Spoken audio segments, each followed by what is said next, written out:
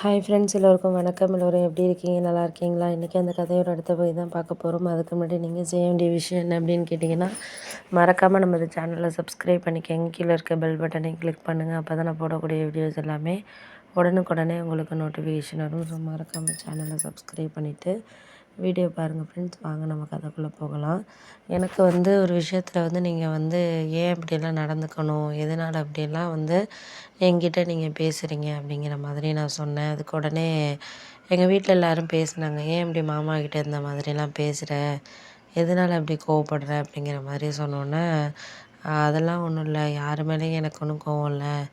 மாமா என்ன பேசினார், என்ன பண்ணார் அப்படிங்கிறது உங்களுக்கு யாருக்காவது தெரியுமா? எனக்கு மட்டும்தான் தெரியும் அப்படின்னோடனே எங்கள் அம்மா உடனே கோவப்பட்டாங்க. அவர் என்ன தான் பண்ணியிருக்கட்டும், பேசியிருக்கட்டும், அதனால் டக்குன்னு அவர்கிட்ட நம்ம அந்த மாதிரி பேச முடியுமா? கொஞ்சம் யோசிச்சு பாரு அப்படின்னோடனே, அது நீங்கள் சொல்கிறதெல்லாம் எனக்கு புரியுது. ஆனால் நம்மளால் ஒரு சில விதத்தில் அவங்களெல்லாம் எல்லாரையும் நம்ம இது பண்ணிக்க முடியல அப்படிங்கிறப்போ, அதையெல்லாம் நம்ம ஏற்றுக்கிட்டு தானே போகிற மாதிரி இருக்குது அப்படின்னோடனே, ஆமாம் அதெல்லாம் உண்மை தான். நம்மளுக்கு இப்போதைக்கு கொஞ்சம் அதனால் நம்மளால் எதையும் செய்ய முடியல அப்படிங்கிற மாதிரி தான் இருக்குது அப்படின்னோடனே, ஆமாம் அதெல்லாம் உண்மை தான், நீங்கள் சொல்கிறது எல்லாமே எனக்கு புரியுது. ஒரு சில விதத்தில் நம்மளால் யாருக்கிட்டேயும் வேணாம் அப்படின்ட்டு நம்ம ஒரு சில விஷயத்த ஏற்றுக்க முடியாமல் போகிறதுக்கான காரணங்கிறது நம்மளை சார்ந்ததாக தானே இருக்குது அப்படின்னோடனே, ஆமாம் அது உண்மை தான் நீங்கள் சொல்கிறது. எனக்கு இதுக்கப்புறம்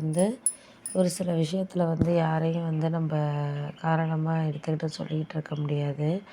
ஒருத்தருக்கு ஒருத்தர் நம்ம விட்டு கொடுத்து போகிறதுல தான் எல்லா விஷயங்களும் நம்மளுக்கு இருக்குங்கிறது தான் எனக்கு ஒரு நிதானமாக புரியக்கூடிய விஷயமா இருக்குது அப்படின்னோடனே, ஏன் இப்படிலாம் சொல்கிறீங்க? ஒன்றும் கவலைப்படாதீங்க. எதாக இருந்தாலும் நம்ம முடிஞ்ச அளவுக்கு முயற்சி பண்ணி பார்த்துக்குவோம். அதுக்கு மேலே என்ன நடந்தாலும் நடக்கட்டும் அப்படின்னோடனே, ஆமாம் அது உண்மை தான், நீங்கள் சொல்கிறதெல்லாம் எனக்கு புரியுதுப்பா. ஆனால் நம்மளுக்கு இதுக்கு மேலே எதையும் நம்ம சொல்லக்கூடிய நிலமையில இல்லை. ஏன்னா ஒருத்தருக்கு ஒரு விஷயங்கள் சரியாக புரியும், புரியாமையே இருக்குது. ஆனால் அடுத்தது நம்மளால் ஒன்றும் யோசிக்க முடியாத மாதிரி தானே இருக்குது அப்படின்னோடனே, ஆமாம் அது உண்மை தான் நீங்கள் சொல்கிறது. எனக்கு எதுக்கு அடுத்ததில் எது அதுன்னு சொல்லிவிட்டு நம்ம ஒரு சில விஷயங்களை யூகிக்க முடியாத மாதிரி தான் இருக்குது. ஏன்னா மாமா இந்த மாதிரி டக்குன்னு பேசுவார், பண்ணுவாருன்னு யாருமே எதிர்பார்க்கல.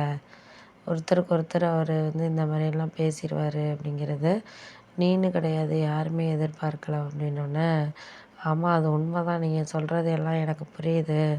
ஆனால் ஒருத்தருக்கு ஒருத்தர் நம்ம அதையெல்லாம் நம்ம சில விஷயங்களில் மாற்றிக்கணும்னு நினைக்கிறத தாண்டி அதையெல்லாம் நம்மளுக்கு எதுக்காக அப்படிங்கிறதுல ஒரு காரணம் இருக்குல்ல அப்படின்னோடனே, ஆமாம் அதுதான் நான் உங்கள்கிட்ட சொல்கிறது. எதுக்குமே ஒரு லிமிட்டுங்கிறது இருக்குது. அந்த லிமிட்டை நம்ம இது பண்ணாத வரைக்கும் எதுவும் நம்மளுக்கு கஷ்டமாக இருக்காது. ஆனால் அதை தாண்டி நம்ம ஒரு சில விஷயங்களை வாழ்க்கையில் எடுத்துகிட்டு போகிறப்போ நம்மளுக்கு கொஞ்சம் கஷ்டமாக தான் இருக்கும். அதையெல்லாம் விட்டுட்டு தான் நம்ம அடுத்தடுத்த விஷயங்களை வாழ்க்கையில் கொண்டுட்டு போகிற மாதிரி இருக்குது அப்படின்னோடனே, ஆமாம் அதை தான் நானும் உங்ககிட்ட சொல்கிறேன். இதுக்கு மேலே இது நீங்கள் யாரையும் நம்ம காயப்படுத்த வேண்டாம்.